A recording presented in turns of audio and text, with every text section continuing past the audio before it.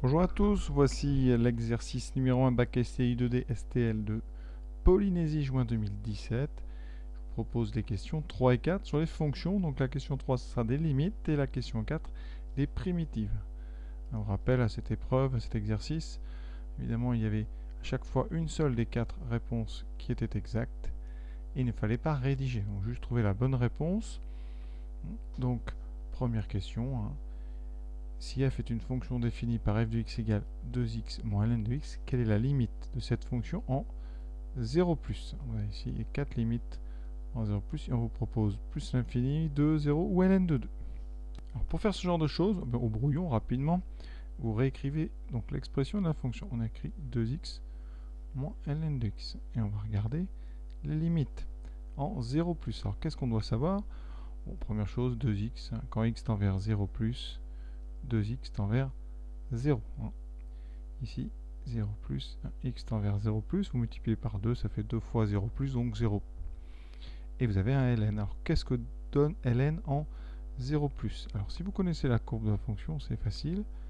Donc, la courbe, je vais la tracer comme ça, petite allure de la courbe dans un repère. Dans un repère, on sait que le logarithme s'annule en 1. C'est une fonction dont la courbe est comme ceci. Et donc, vous avez ici une fonction qui va plonger quand on s'approche. Ici, vous avez ce qu'on appelle une asymptote verticale. La courbe va se coller de plus en plus près de l'axe des ordonnées. Ça signifie tout simplement que quand x tend vers 0 plus, ln de x, lui, vous le trouverez en bas, très bas, va tendre vers moins l'infini. Donc la limite, et dans le cours c'est écrit comme ça, la limite en 0 plus de la fonction ln, c'est moins l'infini. Si vous voulez écrire avec des x, eh bien vous le trouverez limite quand x tend vers 0 en étant strictement plus grand que 0, c'est-à-dire 0 plus, de la fonction ln de l'expression ln de x, c'est moins l'infini. Donc ici, eh bien, qu'est-ce qu'on a? Ln ici, donc on vient de le dire, ça tend vers moins l'infini.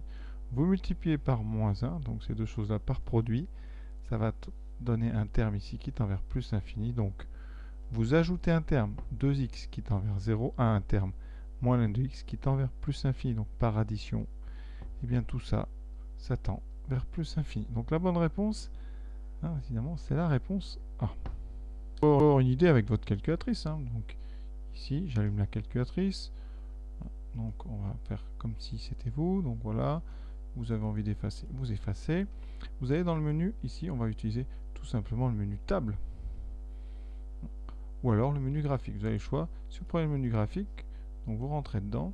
Vous allez rentrer la fonction. Donc ici, j'efface celle qui est déjà présente. Je rentre 2x moins ln de x et je vais aller regarder ce qui se passe sur la courbe ici quand on est en tout près de 0. Et vous voyez que la courbe elle est très haute. Alors si vous voulez faire un petit point de vue encore mieux, on va changer notre fenêtre, on va aller de 0 ici, on va y prendre x très près de 0, donc x est par exemple, prenez 0,5, voilà, et vous allez monter un petit peu plus haut parce que la courbe monte très vite, on vient de le voir. Donc on va monter jusqu'à 20, voir ce que ça donne. Et là, vous tracez draw. Et vous voyez, alors là, on voit plus assez. Vous voyez, par contre, ça a l'air de monter trop vite. Donc ça peut donner une fausse idée. C'est pour ça qu'il faut quand même savoir faire les calculs. Donc si je change donc la fenêtre ici, on va se rapprocher encore plus 0,1. Voilà, et on va regarder ici ce qui se passe encore. Voilà, et vous voyez, toujours le même problème. Ça ne monte pas vite du tout ici. Donc on continue. Fenêtre, ici. Donc on va aller en 0,01. Voilà. Et ça monte encore très peu. On est à 10 ici à peu près. Vous voyez, c'est pour ça que c'est pas évident. Vous voyez, parfois à la calculatrice de se rendre compte des phénomènes. Et ben dans ce cas-là, on se rapproche encore plus. On va aller entre 0 et 0,01. Voilà. Pour voir ici si on monte vite. Oui, on monte petit à petit, vous voyez, mais c'est vraiment pas très flagrant. Et le mieux, comme c'est comme ça, quand c'est pas flagrant, c'est d'aller voir un tableau de valeur. Alors, ici, on fait même pas de réglage. Vous tapez par exemple 0,01 en 3 sur virgule. Vous avez 6,9 comme image. Ensuite, vous prenez 0,000. Vous rajoutez 10 moins 4. c'est 9,2, ça a tendance à monter, vous voyez. Ensuite, vous prenez 0,0005. Vous êtes de plus en plus près de 0, ça monte. Alors ça ne monte pas vite, hein, parce que le logarithme, ici, elle ne monte pas très vite quand on se rapproche. Vous pouvez mettre une dizaine de zéros, voilà à peu près. Là, vous êtes à 20, ça veut dire que, vous voyez, à 10 puissance moins 9, on est, donc c'est 1 milliardième, on est à 20,7. Ça ne monte vraiment pas vite. Voilà, alors après, vous pouvez mettre, si vous voulez, un gros, vraiment énorme paquet de zéros, ça va être très près de 1. Bon, si l'ordinateur est capable de faire ça, vous voyez, on est à 41, donc ça monte progressivement, voilà. Alors, vous voyez, c'est pas évident, hein, sur ce genre de fonction qui ne monte pas très vite. Alors, pour ici, la Texas, on va dans f de x. Ici, on efface ce qu'il y a déjà en mettant sup. Voilà. On peut effacer plus ou moins vite. Ici, je tape donc 2x moins ln de x. Voilà, on valide. Et on va aller regarder un tableau de valeurs. Ici, donc, alors je vais pas paramétrer, donc on va aller dans définition de table. Si vous voulez rentrer les valeurs, vous faites à la demande, ça c'est parfait. Et vous demandez par exemple ici, hein, dans votre table, vous regardez hein, ce que j'ai fait tout à l'heure, 0, vous mettez 3 chiffres très près, 6,9, ensuite 2, 3, 4, 5, on va mettre 6 ou 7. Voilà, vous êtes à 18, et puis vous pouvez continuer. Hein. Voilà, vous êtes donc à 20 maintenant, et on va prendre une grosse puissance, on va prendre 10 puissance, entre parenthèses, moins 20, c'est-à-dire un 0, avec 19 0 et un 1 après, donc 10 puissance moins 20, l'image ici c'est 46, donc vous voyez ça commence à être grand, c'est pas extraordinaire comme taille, mais bon, 10 maintenant puissance par exemple, voir si ça le fait, 10 puissance, j'ai oublié le moins, donc 10 puissance moins 100, voilà, erreur, vous voyez, c'est trop gros nombre, hein, donc on peut essayer 10 puissance moins 30, là on est à 69, vous voyez, donc ça a tendance à grandir, donc l'intuition ici c'est donc plus l'infini, évidemment c'est quand même mieux de connaître son cours.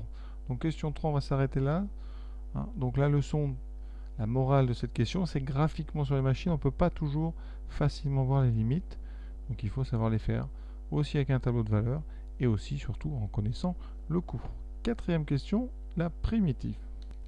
Alors j'ai dit la primitive, mais j'aurais dû dire une primitive, parce que vous savez qu'une fonction, hein, quand elle admet une primitive, elle en admet une infinité, il suffit de rajouter une constante. Alors ici, là, ce qu'on vous demande, c'est de montrer que g est une primitive de la fonction petit g. Il faut trouver la fonction justement petit g. Alors pour ça, c'est simple, il faut dériver.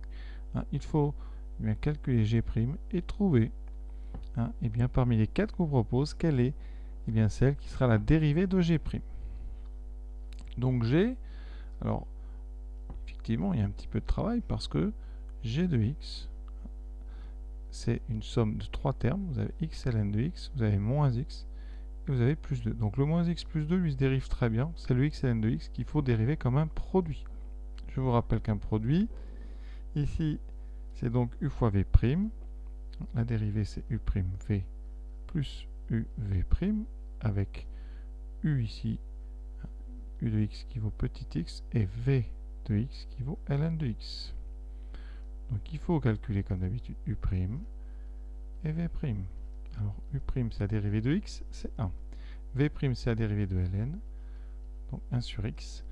On va donc pouvoir appliquer la formule. Donc directement, la dérivée de g, donc g' a pour expression, donc u'v, c'est la première diagonale ici, donc une fois ln de x, plus uv', donc la deuxième, x fois 1 sur x, moins la dérivée de, ensuite la dérivée de moins x plus 2 qui donne moins 1, plus 2 ça donne 0, il vous reste donc ln de x, x fois 1 sur x, ça vous devez connaître, très important, certains sont gênés par ce genre de choses, mais x fois 1 sur x, hein, ça donne tout simplement 1, évidemment tout ça quand x est différent de 0. Hein. Donc pour x, pour tout x différent de 0, x fois 1 sur x est égal à 1. Alors si x égale 0, tout simplement 1 sur x n'existe pas. Pour ça, en général on ne précise pas, donc ça donne ln de x plus 1, moins 1, vous voyez le plus 1 et le moins 1 disparaissent, il reste ln de x. Donc eh bien, cette fonction g, c'est tout simplement une primitive de la fonction logarithme. Donc parmi toutes celles qu'on propose, vous voyez, évidemment, hein, c'est donc la proposition D qui correspondait à la bonne réponse. Voilà. Je crois que l'exercice est terminé. J'espère que j'ai bien répondu à vos questions. Si vous en avez d'autres, n'hésitez pas à les poser. En tout cas, bonne fin de journée à vous et à bientôt.